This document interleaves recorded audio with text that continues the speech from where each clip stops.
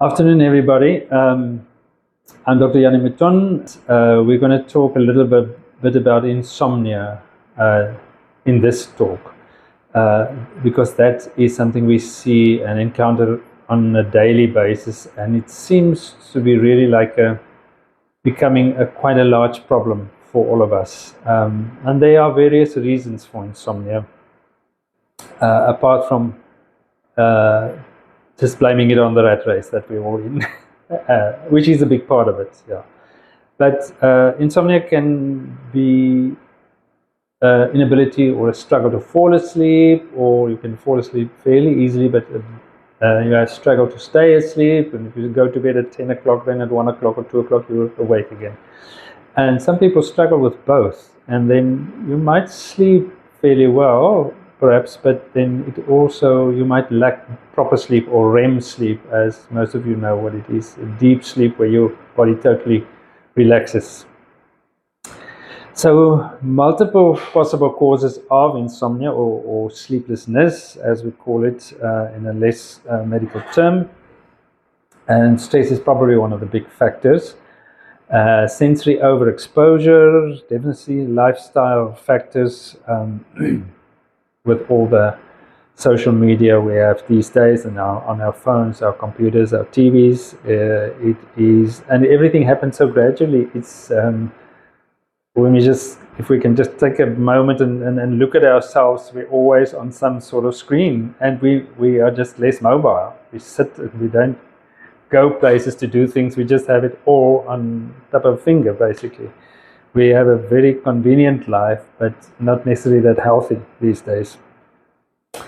So vitamin or electrolyte imbalances can contribute to insomnia sometimes. Illnesses like colds and flus, where you struggle with an irritating cough or a blocked nose and can't properly breathe. And as we're entering the flu season now, some of you have already encountered it.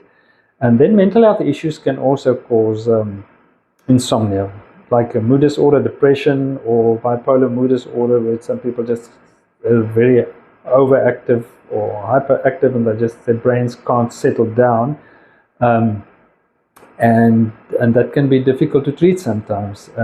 Some people are just so busy, they've got so many balls in the air that they keep rethinking their whole schedule of the previous day or the previous week, or planning for tomorrow, and they can't seem to be settling and sleeping and block that part of their brain.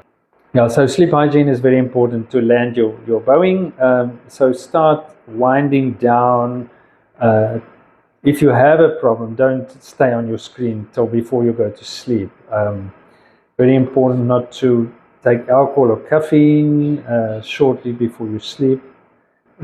Exercise is, again, like with weight loss, crucial for insomnia.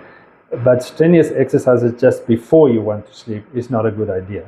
But earlier in the evening or during the day, that really helps. Medication can definitely help. So that would be fit into two categories. So medication that sort of addresses the cause. If you have a mental health disorder that you perhaps need medication for, to stabilize, help your depression, help your stress, just to relax, that can just on its own help you to sleep better. Sometimes some people need supplements like magnesium, and vitamin D supplementation also really can be helpful for people to sleep better.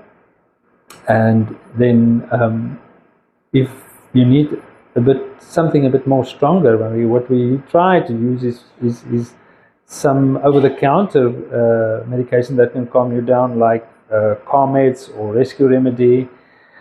And then we can also prescribe melatonin, because your melatonin levels sometimes can be low, especially if you have been exposure to a lot of blue light.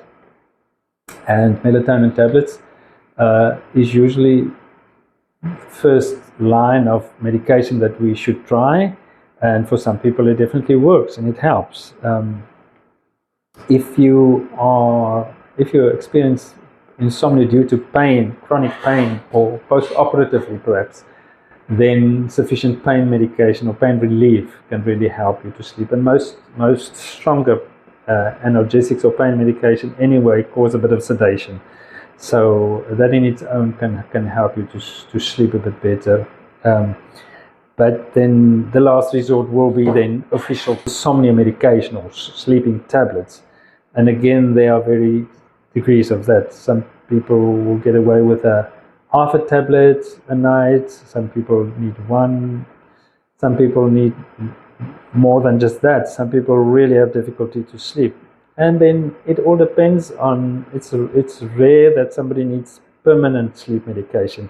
Usually we all go through a stressful period or a very busy period at work or in our households, and we just need a little bit of support, or we didn't get good sleep for a couple of nights, especially we have young children that keeps us up, or our work schedule is to such an extent that we don't sleep well. Then sometimes we need a couple of nights good sleep just to restore our cycle, and then we can go on. So most people use it on an ad hoc basis, now and then, or every second night, or 3 times a week, or whenever. So again, there are aids available, but common sense must prevail. Sleep medication must not be the first straw that we grab onto. Healthy lifestyle, good sleep routine is very important, even on weekends if you can, more or less go and get up at the same time and sleep at the same time. It's like when we are babies. If they're in a sleeping routine, the household is much happier. And the same actually applies to us as adults, whether you want to believe it or not. So that's a couple of the things that we can address.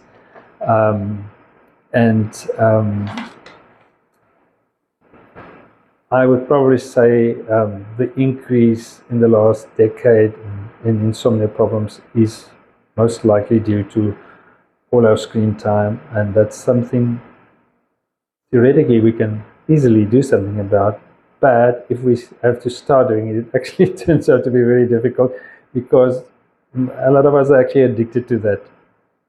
So just go and think hard about how much screen time you have, and just create half an hour to an hour of chill time before you have to go to bed. Read a book, or just put calming music on, or just have a conversation about the day. Try not to have any conflict or arguments, obviously, before you go to bed. That's not conducive to that.